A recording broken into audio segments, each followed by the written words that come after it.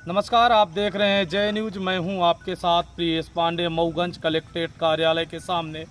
इस समय मैं मौजूद हूं जहां आप देख रहे हैं कुछ लोगों के द्वारा देश बचाओ आध्यात्मिक राष्ट्रीय पुनर्जागरण अभियान मंच के द्वारा कलेक्ट्रेट कार्यालय के सामने धरना प्रदर्शन किया जा रहा है। बीते दिनों इन्होंने मऊगंज कलेक्टर को एक ज्ञापन पत्र सौंपा था और जिसमें अगस्त क्रांति मंच के संयोजक कुंज बिहारी तिवारी पर कूट रचित एफआईआर की निष्पक्ष जांच कराने जैसे कई मांगों को लेकर इन्होंने कहा था कि अगर समय रहते इस पर कार्रवाई नहीं हुई तो 29 तारीख से हम धरना प्रदर्शन करेंगे। और उसी तारतम्य में आज मऊगंज कलेक्ट्रेट कार्यालय के सामने इनका धरना प्रदर्शन शुरू हो चुका है।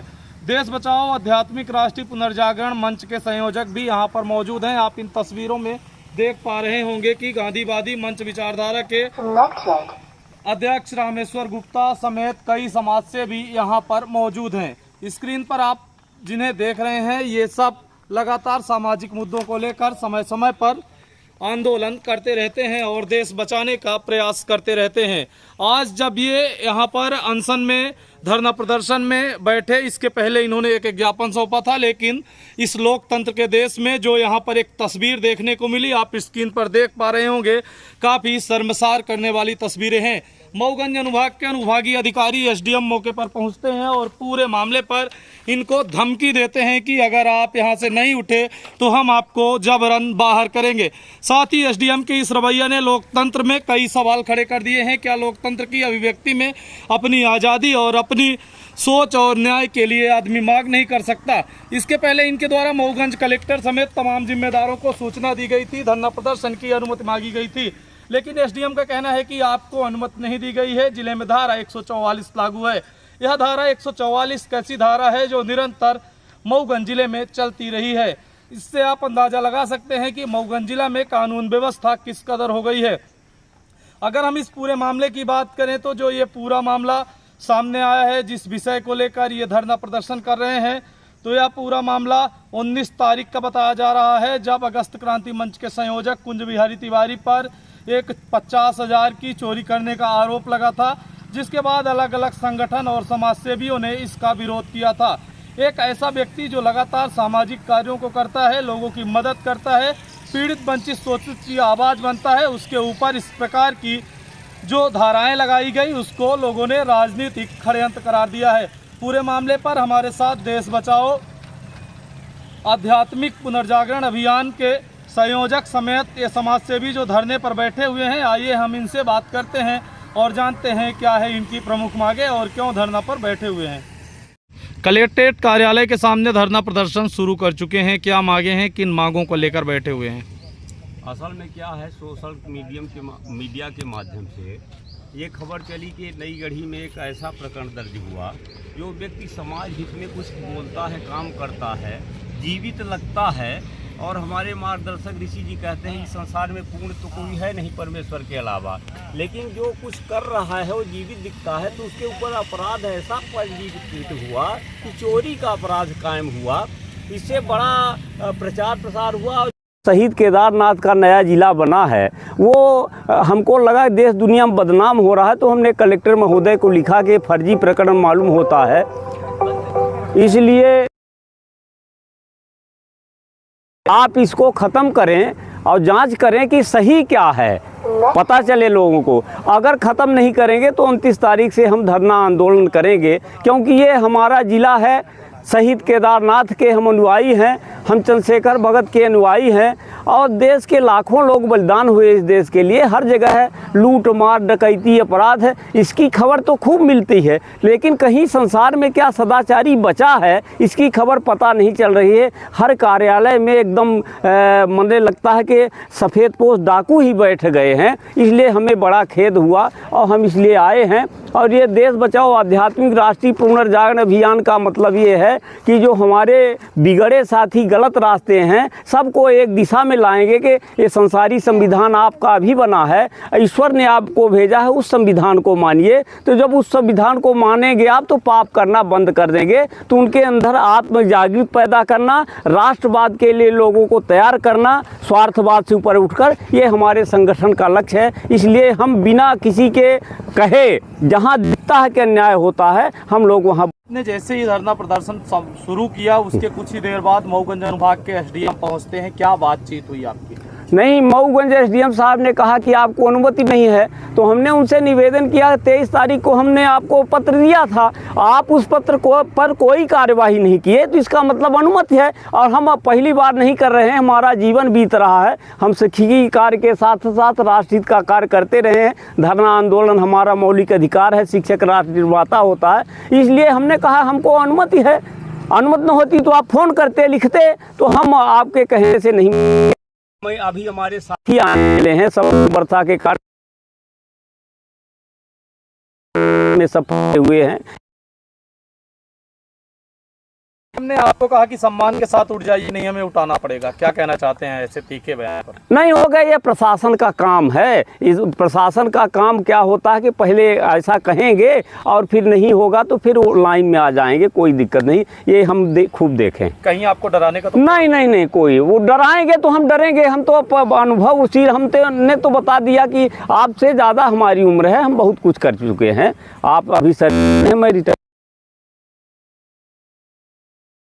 वो है, तो हमारा सांसारिक नाम मुद्रिका साथी है, विश्व लिखते,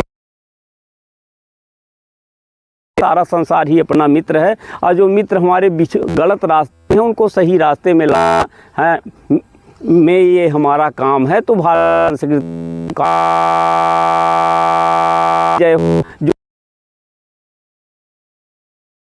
वो भारत माता की बोल सकता है। और आप वर्तमान में जय बोल रहे हैं, काल जय हो क्या पापाचार भ्रष्टाचार है, तो उनको बड़ा खेद है। क्या होगा अगला कदम? जिस प्रकार से ये कूटरचित FIR की और न्याय नहीं मिलता, अब देखिए 5 बजे तक क्या प्रशासन कदम उठाता है, क्या चर्चा वार्ता। बताइए, आप धरना प्रदर्शन कर रहे हैं कलेक्ट्रेट कार्यालय के सामने, क्या कहना चाहते हैं? वास्तव में ये जिला जब से बना तो यहाँ का प्रशासन इतना लिंजपुंज नज़र आया कि किसी भी घटना जो होती है, दुर्घटना होती है, इस पर शीघ्र कार्रवाई नहीं करता तो बड़े कांड हो जाते हैं। जैसे भी अपन ने यहाँ गडरा में एक कांड देखा था, तो आदिवासी भरसक ब्राह्मण बनाने का काम किया गया। यदि उसमें तुरंत कार्रवाई की जाती कि जब वो आदमी को बंद कर लिया गया था, पुलिस चली जाती, तो वो घटना नहीं हो पाती। तो यहाँ इतने स्कैंडल हो रहे हैं। यहाँ भी यहाँ का BO जो है, डिस्ट्रिक्ट ऑफिसर, वो अनुकंपा नियुक्ति दे रहा है, जबकि उसके पिता माता कोई सर्विस में थे ही नहीं। इन तमाम घटनाओं से हम लोग व्यथित थे और समय समय पर प्रशासन को आगाह करते रहे हैं। ये घटना जो घटी, सोशल मीडिया के माध्यम से ज्ञात हुआ कि हमारे एक सामाजिक कार्यकर्ता के खिलाफ पुट्टी और सीमेंट चोरी का प्रकरण दर्ज कराया गया है और शासन FIR दर्ज करके जांच कर रहा है, महीनों हो गया। जबकि स्थिति उसमें है जो गंभीरता से उसकी जांच नहीं हो रही। किसने रिपोर्ट कराई, क्यों रिपोर्ट कराई, वो भी सरपंच पति हैं, ये जनपद पति हैं, और इनका वो कहते हैं कि इनके ऊपर बड़ी रिकवरी है 2 लाख 3 लाख की, उनके खिलाफ कार्रवाई होनी चाहिए, तो वो उस खिसिया के उन पर चोरी का मुकदमा दर्ज कराते हैं। अब समाज में ये बात स्पष्ट नहीं कर पा रहा प्रशासन महीनों से कि आखिर है क्या। तो इससे व्यतीत होकर कि इसी तरह यदि चलता रहेगा तो हम लोगों का तो शासन प्रशासन से जो है विश्वास सा उठ जाएगा कि दोनों जनप्रतिनिधि हैं, एक सरपंच पति हैं और एक जनपद पति हैं, दोनों समाज के लिए काम करते हैं और एक दूसरे पर चोरी का आरोप लगा रहे हैं और शासन प्रशासन उसमें जो है तमाशा देख रहा है। तो हम चाहते हैं कि इसके लिए हमारे इस मंच के माध्यम से ज्ञापन दिया गया और कि इस पर त्वरित जांच करके और जनता के सामने बात लाई जाए। 23 तारीख को ज्ञापन दिया था, 29 तक कोई वो आया नहीं। आज SDM साहब आए और उन्होंने कहा आप जानते नहीं हैं कि इस समय 144 लगी है। अब 144 की धारा वो पुरानी धारा थी। SDM साहब को भी याद नहीं है कि IPC बदल चुकी है, अब ये दूसरा जो है लागू हो गया है।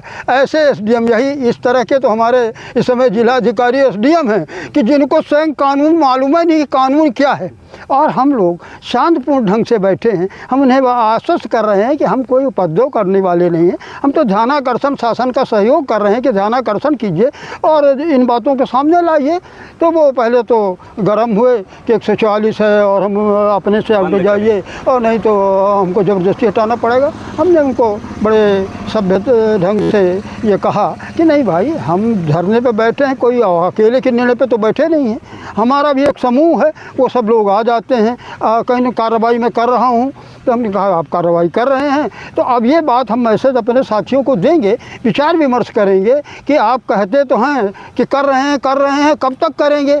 तो इस पर चिंतन करके जिलाध्यक्ष महोदय से मिल कर वो जी हमको कोई टाइम लिमिट देते हैं कि हम इसके विजय पूर्ण करेंगे तो हम धरना अपना उठा देंगे। यदि नहीं करेंगे तो फिर लोग आ रहे हैं, फिर हम बैठ कर निर्णय लेंगे कि हमको आगे क्या करना है। लेकिन प्रशासन से ये अपेक्षा करते हैं कि इस ज़िले को घूसखोरी, बेईमानी और दलदल और उदासीनता में न लादा जाए, इसको विकास के पथ पर आगे बढ़ाया जाए, शासन और प्रशासन एक्टिव हो। इसी के लिए ध्यानाकर्षण के लिए हम लोग धरने पे बैठे। आपका शुभ नाम?